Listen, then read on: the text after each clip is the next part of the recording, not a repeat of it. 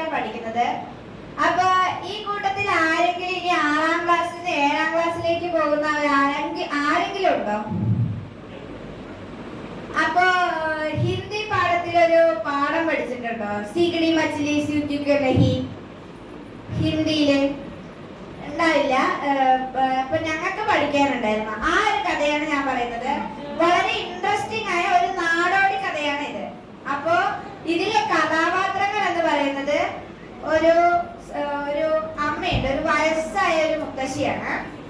ഞാൻ ഇപ്പൊ പറഞ്ഞത് നാടോടി കഥ കേട്ടോ. അപ്പൊ നിങ്ങൾ കേട്ടില്ലേ? ഫോക്ടെയിൽ അല്ലേ നാടോടി കഥ. അപ്പൊ ഇതിലൊരു മുത്തശ്ശിയുണ്ട്, പിന്നെ മുത്തശ്ശിയുടെ മകൻ, അദ്ദേഹത്തിന്റെ ഭാര്യ, പിന്നെ ആ ഭാര്യയുടെ കുട്ടി. അപ്പൊ ഈ മുത്തശ്ശിയുടെ പണി എന്ന് വെച്ചാ ആ കുട്ടിയില്ലേ, ചെറിയ കുട്ടിയാ, കുഞ്ഞു വാവയാണ്. അപ്പൊ ആ കുട്ടിനെ നോക്കലും പിന്നെ ഈ മീനൊക്കെ പിടിച്ചിട്ട് വരുന്നത് ബാക്കി ഉണ്ടാവുന്നത് ഉണക്കാനിട്ട് അത് കാക്കയൊന്നും പിടിക്കാണ്ട് നോക്കലാണ്. പിന്നെ ഭാര്യക്ക് മുത്തശ്ശിയുടെ മകന്റെ ഭാര്യന്റെ പണി മാർക്കറ്റിൽ പോയിട്ട് മീൻ വിൽക്കലാണ്. പിന്നെ മകന്റെ പണി എന്ന് വെച്ചാൽ സ്വാഭാവികമായി മീൻ പിടിക്കലാണ് കടലിൽ പോയിട്ട്. അപ്പൊ രാവിലെയായി. അപ്പൊ ഞാൻ കഥ തുടങ്ങാണ്. രാവിലെ അപ്പൊ മുത്തശ്ശി എല്ലാവരും എണീറ്റു.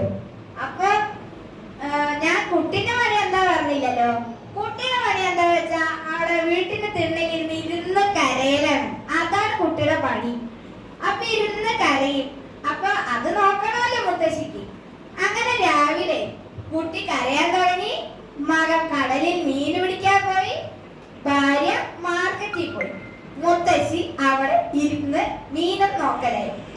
അങ്ങനെ മുത്തശ്ശി മീനൊക്കെ നോക്കി. സൂര്യന്റെ വെളിച്ചത്തിൽ ഉണങ്ങാനിട്ടു, എന്നാലല്ലേ മീൻ ഉണങ്ങുള്ളൂ. അങ്ങനെ കുട്ടീനെ നോക്കണു, കാക്കനെ ഓടിക്കണു, മീന് കൊത്തിയിട്ട് പോവാണ്ടിരിക്കാൻ. അങ്ങനെ കുറച്ച് കഴിഞ്ഞ് വൈകുന്നേരമായി. എന്നിട്ട് മീന് പോയി നോക്കുമ്പോ മീൻ ഉണങ്ങിയിട്ടില്ല. രാവിലെ എങ്ങനെ ഇട്ടോ അതുപോലെ തന്നെ. അപ്പൊ മുത്തശ്ശി ചോദിച്ചു, മീനെ നീ എന്താ ഉണങ്ങാത്തത്? മീൻ പറഞ്ഞോ, മുത്തശ്ശി പുല്ലൊക്കെ വളർന്നു നിൽക്കുന്നുണ്ട്, സൂര്യന്റെ വെളിച്ചം എന്റെ മേലെ കിട്ടില്ല, അതുകൊണ്ട് ഞാൻ എന്താ ചെയ്യാ? മൊത്തം എനിക്ക് വെളിച്ചം കിട്ടില്ല, അതുകൊണ്ട് ഞാൻ എങ്ങനെ ഉണങ്ങാനാ? അപ്പൊ മുത്തശ്ശി പുല്ലിനോട് പോയി ചോദിച്ചു, പുല്ലേ, നീ എന്തിനാ ഇങ്ങനെ വളർന്നു നിൽക്കണത്? മീനൊന്നും ഉണങ്ങാത്തത് കണ്ടില്ലേ?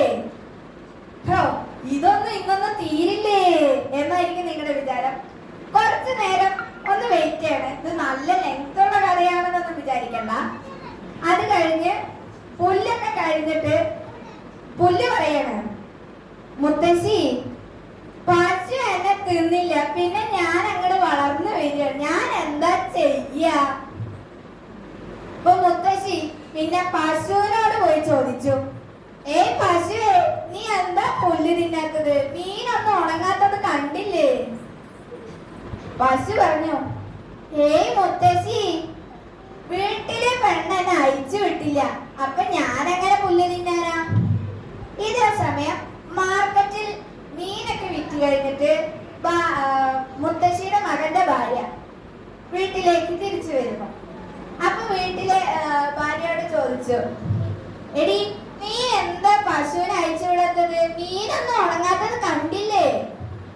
അപ്പൊ മുത്തശ്ശിയുടെ മകന്റെ ഭാര്യ പറയാണ്, അതിന് കുട്ടി ഇവിടെ കിടന്ന് കരയല്ലേ, ഞാൻ എങ്ങനെ പോയി അഴിച്ചു വിടാനാ?